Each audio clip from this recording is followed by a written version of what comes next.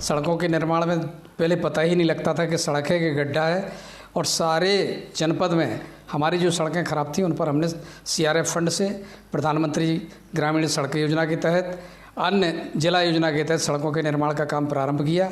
और जिस समय मैं चुनाव लड़ रहा था उस समय 13 ही फाटक की जो सड़क थी उस सड़क को बरसों से किसी ने नहीं बनाया था। ऐसी स्थिति में उस सड़क को बनाने का काम भी हमने किया। आज अभी 8 सड़कों का लोकार्पण होने वाला है और सारे सड़कों पर काम लगा हुआ है। सड़कों का हाल आज बस से बेहाल हो गया है और हमारे ललितपुर जनपद की सड़कें देखें तो यहाँ पर कोई नई सड़क नहीं बनी है। अखिलेश भैया ने जो प्रोजेक्ट तैयार किए तो उन्हीं पर काम हुआ है, इनके अलावा नई सड़कों पर कहीं भी कोई काम नहीं हुआ है। वर्तमान में मैं जिस जगह रहती हूँ जखौरा से बांसी बहुत बद से बदतर सड़क का हाल है। तालबेट से पूरा कला सड़क का यही हाल है। इसी तरह बार क्षेत्र में भी कई गांव में गई हूँ, वहाँ पर भी सड़कों का बुरा हाल है। सड़कों पे सरकार ने कोई काम नहीं किया है।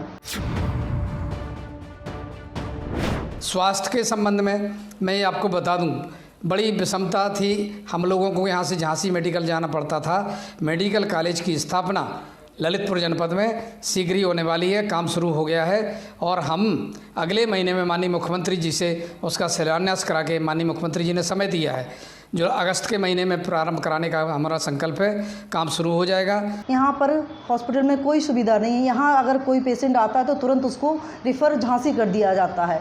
अभी कोविड जैसी महामारी में जितने लोग रेफ़र हुए उनमें से आधे ही लोग वापस आ पाए हैं, क्योंकि यहाँ ललितपुर में कोई सुविधाएँ उपलब्ध नहीं है।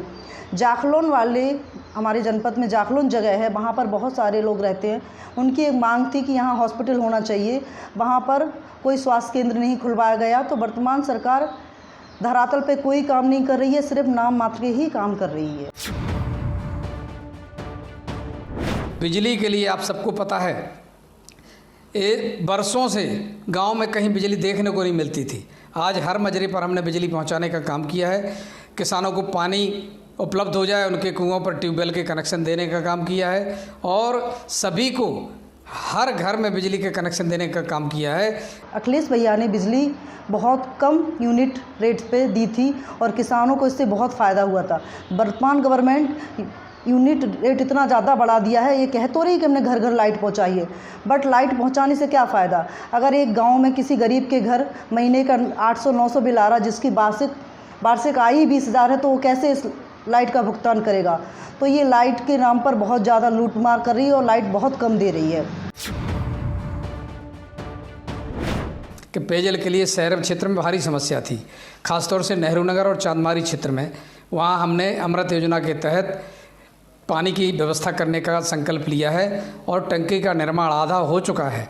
शीघ्रता से ही इस टंकी को निर्माण को तेजी करके अगले साल के इसी साल के एंड तक हम चाहते हैं कि सभी को पानी मिल जाए। जब हमारी गवर्नमेंट थी तो हमारे राष्ट्रीय अध्यक्ष अखिलेश जी ने तालाबों का गहरीकरण करवाया था, उससे बहुत लाभ हुआ था।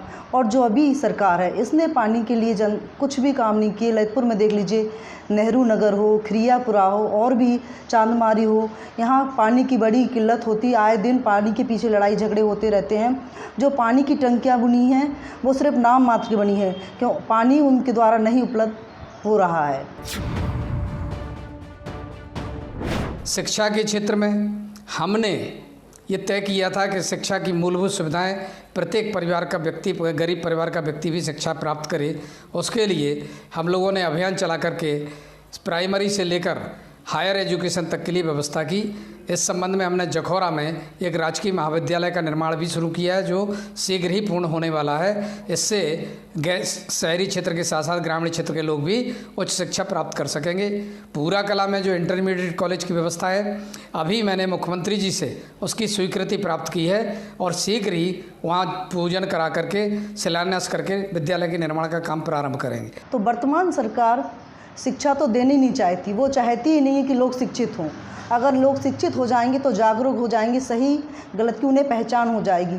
हमारा जनपद बहुत बड़ा है, यहाँ ललितपुर महरौनी में यहाँ शैक्षणिक संस्थाएं खुलनी चाहिए, इंजीनियरिंग कॉलेज होने चाहिए, मेडिकल कॉलेज होने चाहिए। यहाँ पर तो स्कूल ही, इंटर कॉलेज ही नाम मात्र के हैं। मैं देखती हूँ जखौरा ब्लॉक में जहाँ मैं रहती हूँ, मेरे बगल में ही इंटर कॉलेज है, जहाँ 2 से 3 हज़ार बच्चे पढ़ते हैं और शिक्षक ओनली 3 या 4 हैं।